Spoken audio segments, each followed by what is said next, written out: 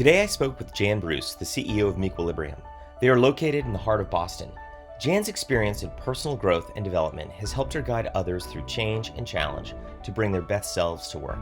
I had an amazing conversation with her about the role of stress, trust, and communication in building and maximizing business. You won't want to miss this. Stay tuned.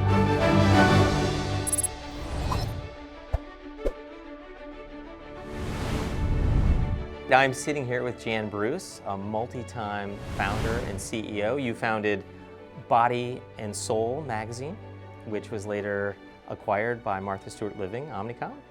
That's pretty exciting.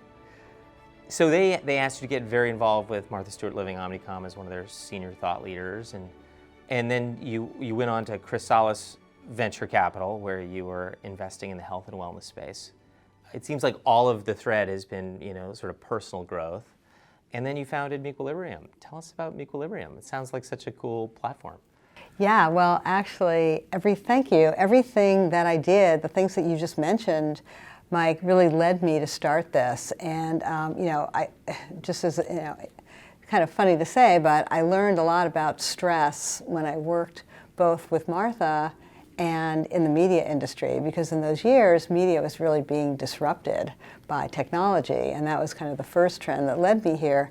Secondly, I started to see that people were not doing as well in the world of work as they previously had. Work was getting more stressful. People were stressed out and checked out and burned out. And it led me to think about how to use software and technology and science to disrupt coaching so that everyone could have a coach. And that I saw that more and more people were going to need to have to learn some fundamental skills to help them. And you wanted something more scalable. Right? Exactly. And so what we strove to do with meQuilibrium was deliver the scalability of a SaaS platform and the effectiveness of a coach for every person. Why should a CEO be concerned about their people's personal growth? Sure. So, in today's, it kind of goes back to what are the biggest challenges that companies are dealing with today? As I said before, people are stressed out, they're checked out. We're changing things under their feet so quickly. Technology, systems, globalization, you name it, that businesses, CEOs need to ensure that their employees can deliver on the goals of the company. Right. And we have brought a science-based approach to helping people dial up, improve the skill sets that they need to cope with change and adversity and perform and optimize their potential. And that's what it's all about in today's world. How do you just built a 55-person team over the last few years from the ground up. And how do you make sure that you're putting the right players on the field? How do you make sure that you've got a world-class team supporting your big idea? So, well, first of all, we do use the PI. We've been a predictive index shop since the beginning. Thank you for that. You're welcome. And we've learned, we just figured that out today. Yeah. You just did. That was convenient. Exactly. There's so many models for assessing talent and, training talent. There's the performance. For a while, we were looking at performance versus potential. That old six-grid way to look at it. Then there are other ways, values versus competency is another way to look at people. At the end of the day, I've developed a hybrid view of this, which has to do with potential, performance. Do people perform? Do they have the potential? But then there's almost like a third axis, which is motivation. Because the people that we really want in a high-growth business are people that have the agency and the empowerment, the urgency, and the will to learn and grow and develop. And that, even more than competency, is important. On the other hand, we want competent people because you almost need it all. Yeah, but you're looking for passion, heart, and that inner drive. Inner drive, I would say, grit, the ability to, the tenacity. Also the ability to keep learning and growing. There are some questions about, I often ask people what makes them frustrated, what kind of situations. If you get frustrated because you have to do a new thing every day, this is probably not the place for you. If you enjoy doing new things all the time, even if you enjoy structure as well, and rules around how to do things, but if you enjoy learning and growing, then that's probably going to be a good fit with our company. Now, you wrote a paper about crisis in the workplace around, people being angry or anxious. Yeah. Talk to me about that. Like, sure. What's this actually, crisis? You can find it there's an article about it on Forbes.com, and I think the headline of it is, "Why is everyone so angry and anxious?" And it came out of some research that we did where we saw that, today, anxiety, aggression, anger, even addiction are rampant in the workplace. And a lot of it has to do with the pace of change, the nonstop, constant pressure environment that people are under. And it is, literally making people spin out. Right. So this, even 5 years ago, these issues were very, there were acute problems everywhere. 3 to 5% of the population may from time to time, have a problem, mental illness problem, behavioral health.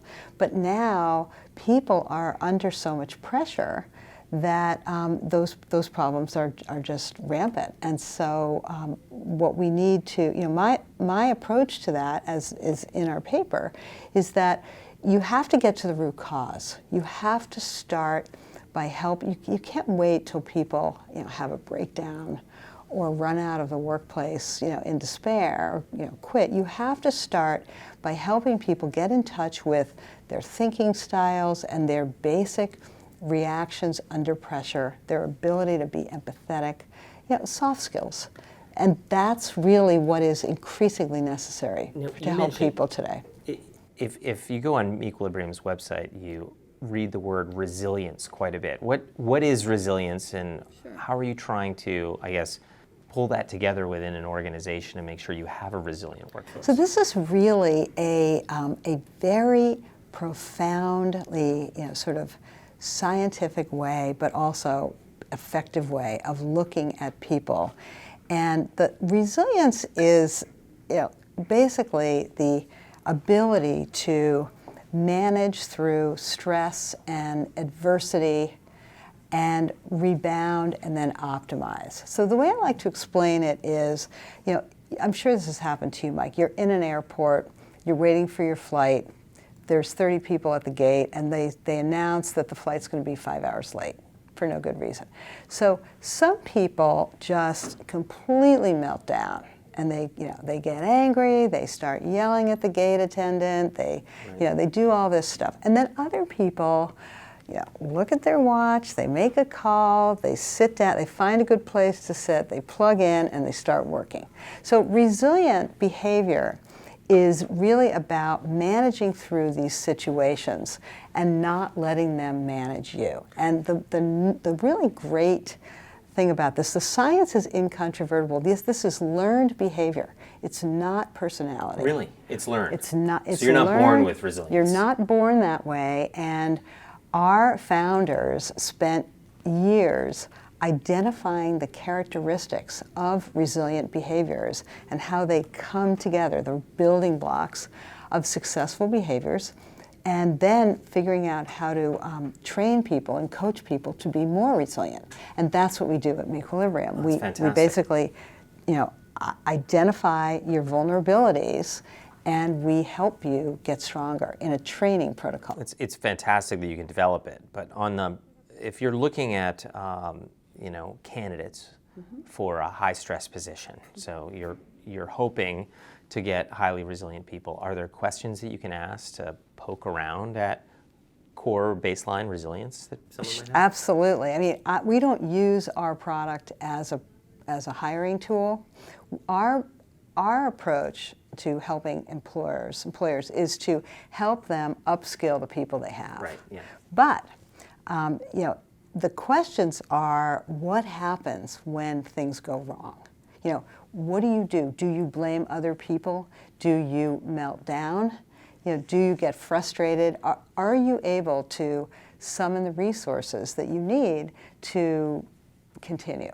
And that's a fundamental question, and we get at that in our, on our platform with our assessment tools, and then based on answers to that and lots of other questions, we are able to get a pretty good read on a person. It's very private. We don't share it with the employer, and help them dial up those skills. How do you manage stress, anger, anxiousness, resilience in that chemistry experiment that seems like it's destined to take you down? Right. What we do is think about this as a little bit more of we help the employee with the skills they need to cope so that they help you run your business. It's like we help them help you. And it's not, of course we help people feel engaged and feel better about themselves. We talk about sleep and lots of other things. But fundamentally, we are addressing those key skill sets that help people adapt and cope and optimize performance. You've cared about people your whole life, in the activities that you've decided to do, and you've made personal growth so core to that. What do you hope to do with meQuilibrium, and what's the end game? Sure. Well, first of all, I do care about people, and what's so interesting about this work is that we spent about 5 years focusing on how to help individuals be employees more resilient, and getting to the point where we could really deliver in a highly personalized and effective way for people. And what really revolutionized us, set us on fire, juiced us up about 18 months ago, is that we started to understand that this, the effect of this on the business, on the employer, was so phenomenally important. With return on investment. Return on investment and insights. We're able to help our employer customers, and we work, by the way, with a lot of Fortune 200, Fortune 500 accounts. We give them insights into what is going on in these populations that is driving, that is hindering engagement or performance. Maybe they don't focus under pressure. Maybe they're not good at problem solving. Maybe they're not empathetic. Maybe they don't trust the management. Whatever that is, we are able to figure that out, and that insight is really key for the employer. And then we're able to help people individually, one by one. We say change is a team sport, but also everyone has to change in their own way based on what is, slowing them down.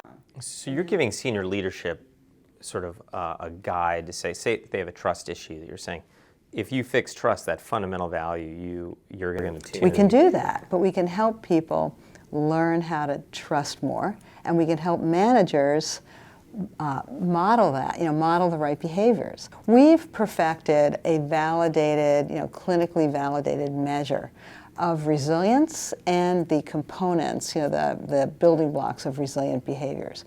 We've also been able to correlate that resilient behavior, that measure, with a number of other other factors like perceived stress, workplace productivity impairment, intent to quit, depression and anxiety. So what we can see in our data is that when we help you become more resilient, the risks of those other things go down. Well, this is great. So I can't let you getting out of here without. I try and ask every CEO if I get a chance.